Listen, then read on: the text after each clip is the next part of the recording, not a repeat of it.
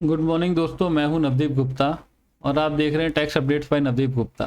आज है 16 अप्रैल और हम डिस्कस करने वाले हैं लेटेस्ट इनकम टैक्स के अपडेट्स, जो कि कल और आज के बीच क्या क्या नई इन्फॉर्मेशन जो है वो आई है गवर्नमेंट की तरफ से या फिर जुडिशरी की तरफ से। तो इसके लिए हम लोग एक काम करते हैं, इसके लिए हम लोग ओपन करते हैं एक फ्री अवेलेबल वेबसाइट taxguru.in। इसके अंदर हम जाते हैं इनकम टैक्स के अंदर। इनकम टैक्स में हम ओपन करते हैं लेटेस्ट न्यूज़ और जानते हैं कि आज लेटेस्ट क्या इन्फॉर्मेशन आई है। तो 14 अप्रैल की न्यूज़ है, government reduces import duty on cotton to zero. ये हम पहले डिस्कस कर चुके हैं। इसके ऊपर है, इसके नीचे CBDT releases common offline utility RTR 1 to RTR 4 file करने के लिए गवर्नमेंट ने यूटिलिटी प्रोवाइड कर दी है। एक ये इन्फॉर्मेशन है जो हम लोग पहले डिस्कस कर चुके हैं, तो न्यूज़ में तो लेटेस्ट कुछ नहीं है। इसके अलावा हम एक बार ITR में चेक कर लेते हैं। जुडिशरी को हम सबसे लास्ट में डिस्कस करेंगे, बिकॉज जजमेंट्स तो एवरीडे होती ही हैं कोर्ट्स की। ITR के अंदर updated tax return under income tax act, ये अपडेटेड रिटर्न का जो कॉन्सेप्ट है ये भी हम पहले डिस्कस कर चुके हैं। की चेंजेस इन ITR फॉर्म, ये भी हम डिस्कस कर चुके हैं। तो ITR में भी कुछ नहीं है। नोटिफिकेशन चेक कर लेते हैं, कोई कल नई नोटिफिकेशन आई हो। तो 11 अप्रैल को नोटिफिकेशन आई है, CBDT notify Rajasthan electricity regulatory commission. ये भी हम डिस्कस कर चुके हैं पहले ही कि अब इनकी स्पेसिफाइड इनकम सेक्शन 1046 में एग्जाम्प्ट हो जाएगी।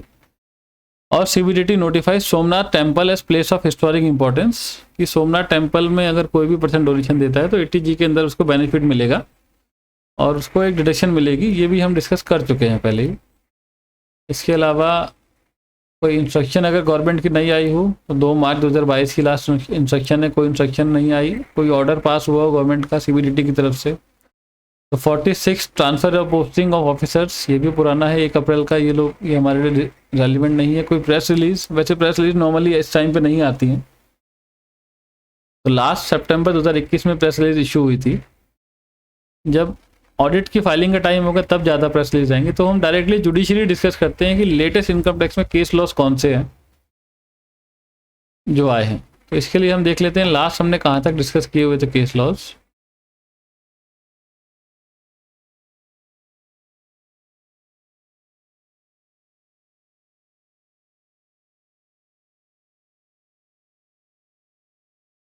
हमने लास्ट केस लॉ डिस्कस किया था, reassessment notice issued without approval JCIT instead of CIT is invalid. Basically जिस अथॉरिटी को अप्रूवल देना है उसने नहीं दिया तो वो केस इनवैलिड हो जाएगा।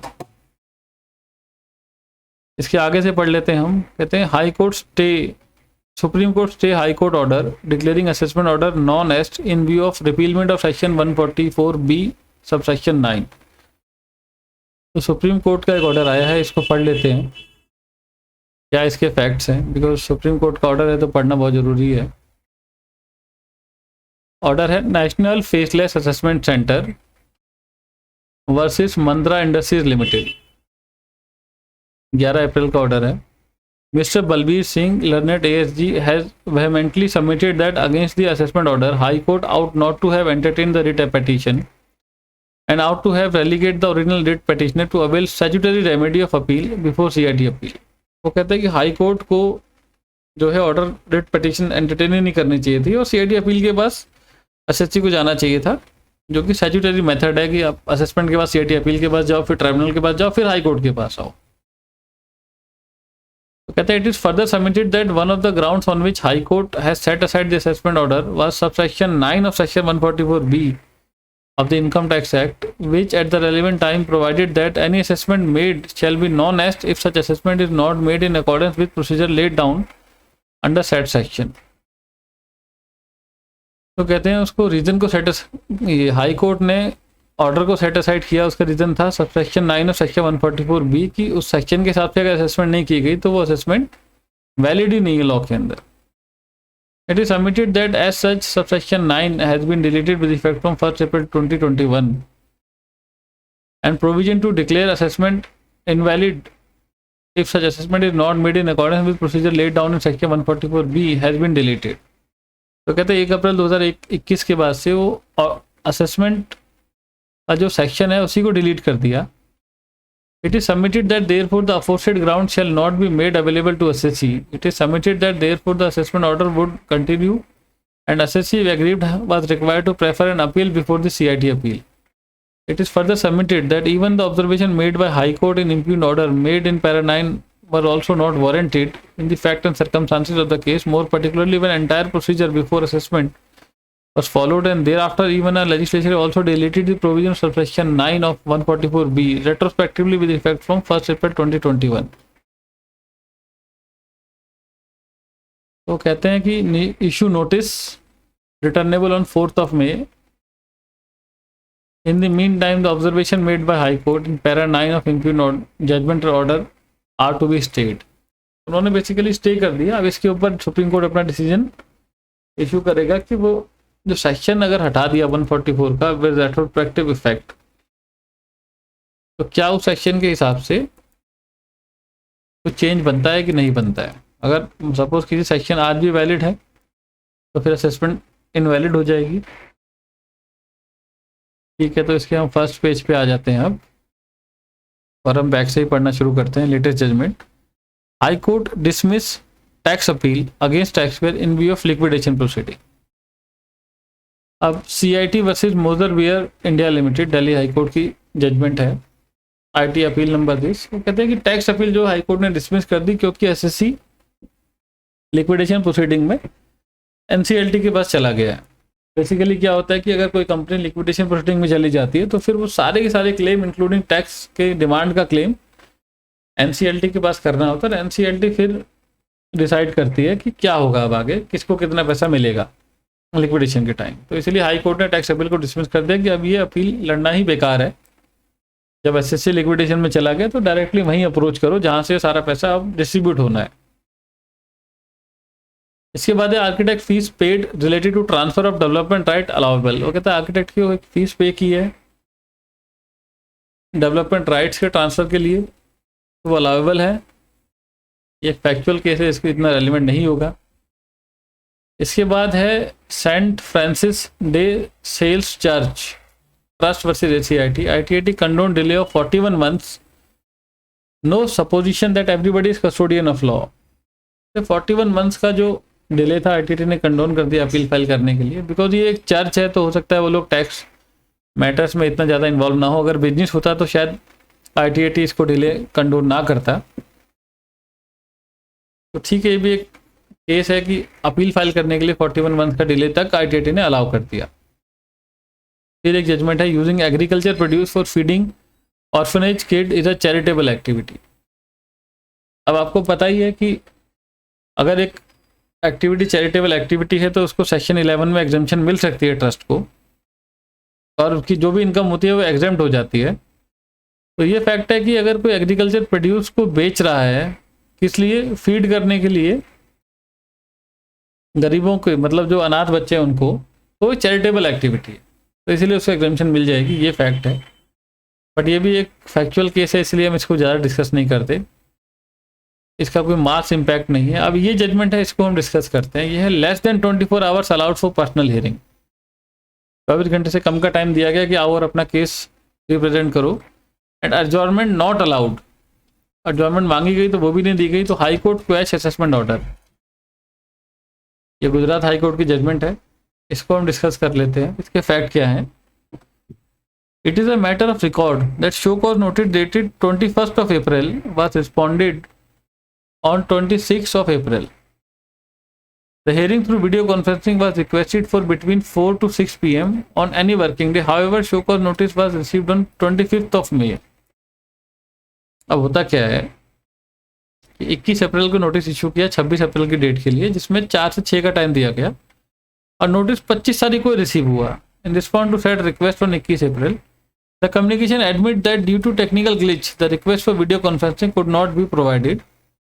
अगर टेक्निकल ग्लिचेस की वजह से वीडियो कॉन्फ्रेंसिंग भी प्रोवाइड नहीं की गई. It is further directed that the availing video conferencing clicking on the hyperlink under column video conferencing through login at e-filing portal on or before 28th of May should be done so that the personal hearing through video conferencing can be provided. It is the grievance of the petitioner that it could not find any hyperlink on the income tax portal which could be activated. It is also averred in the petition itself that through various replies made on 27th of May 23rd of August, 1st September, 4th September, 7th September and 9th September. This aspect out to be noticed to the department is only on 13th of September. The letter was received intimating schedule of personal hearing on 14th of September. तो 13 सितंबर को letter मिला कि 14 सितंबर को आपको personal hearing दी जा रही है. It was since a day prior to scheduled date of video conferencing. The petitioner was not prepared to conduct the hearing through video conference, which is understandable and more so as he was being represented by an authorized representative being a senior advocate. वो कहते हैं कि senior advocate से वो present करवा रहा है case को और एक ही दिन का टाइम मिला तो कैसे वो तैयारी करके अपीयर हो. Even if he is not represented by a learned advocate a day's time may be insufficient to anyone. कहते हैं एक दिन का समय तो किसी के लिए भी सफिशिएंट नहीं है. As all would have their prior commitment. हर किसी के पास पहले से कुछ ना कुछ अपनी कमिटमेंट होती है. अब कहते हैं in any case it is stated that no hyperlink for activating video conference was available online. Hyperlink था ही नहीं. Instead, the link to join video conference along with password was provided. एक लिंक प्रोवाइड किया गया. Thus, the instance on the part of petitioner on the previous occasion in this communication by way of notice that for personal hearing through a video conference facility can be availed as provided by clicking on the hyperlink and through login at e-filing does not appear to be working and it is challenged by petitioner appear to be fortified. वो कहता है कि वो login working ही नहीं था कि जहाँ से वो पर्सन चेक कर सके क्लिक कर सके. तो कहते we have watched the video as provided to us pursuant to direction issued by us as mentioned therein above and it is quite obvious that learned senior advocate representing the petitioner went on asking and also waited. However, from the other side there was no reply. It is only after 22 minutes in the chat box the reply was received and the authorized representative was audible and therefore he could speak. A request was also made whether the submission could be uploaded, to which the answer is in affirmative. However, there was no facility for sharing the screen of submissions. It is also quite clear. वो कहते हैं कि कोई 22 minute बाद तो पहले आवाज़ आई है, इसके बाद कोई स्क्रीन शेयरिंग का ऑप्शन ही नहीं था. सबमिशन दे सकते हो, हाँ दे सकते हैं, बस इतना था. It is also quite clear that from 26 minute to 40 minutes hearing continued and then from 52 minutes to 45 minutes the audio was silent through video went on and learned counsel went on speaking on the first issue and at 45 minutes at rightly urged the video of learned advocate was abruptly terminated while learned advocate was speaking. वो कहते हैं उसकी video भी बंद कर दी advocate की. 40 से 45 तक उसकी आवाज़ चली गई. तो बड़े प्रॉब्लम थे बेसिकली.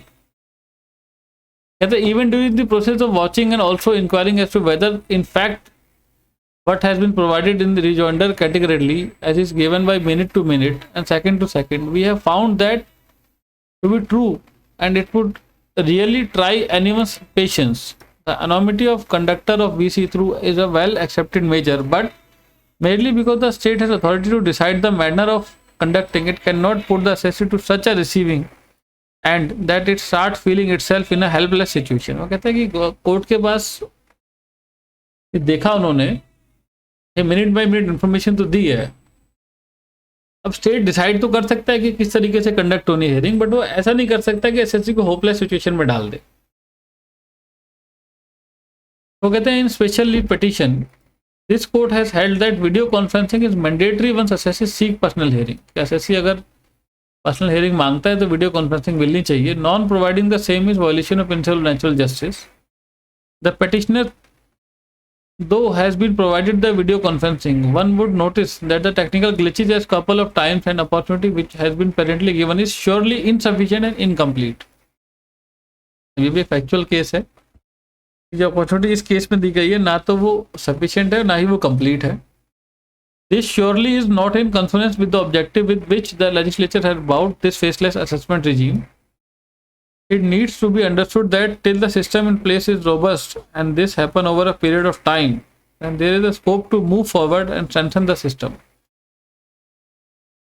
कहते हैं as can be noticed from the instant case here also the modification is proposed in the draft assessment order and assessee has requested for personal hearing. assessee ने request की personal hearing के लिए. It is to be noted that as averred in the petition the respondent to show cause notice dated 21st of April raised objection on 26th of April.